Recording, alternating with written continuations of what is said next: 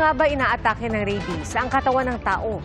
Nakukuha po ang rabies virus sa laway ng infected na hayop gaya ng aso o pusa kapag nangagat, nangalmot o nagka-contact ito sa mata, bibig o sugat ng isang tao.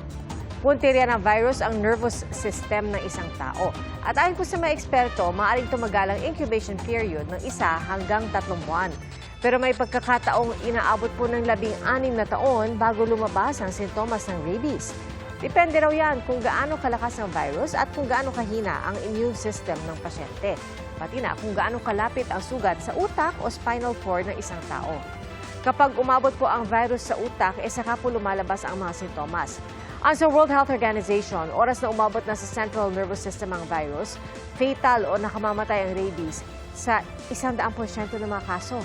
Kaya agapan po ito sa pamamagitan ng pagpabakuna at paglilinis ng sugat. Isa sa mahalagang determinant kung bakit umiikli ang incubation period ay dahil sa dami ng virus na pumasok sa katawan during the bite. So, kung yan ay babawasan natin sa pamamagitan ng paghuhugas using soap and water, malaking maitutulong nito. Running water, sabon, for at least 10 to 15 minutes. Mga kapuso, maging una sa saksi.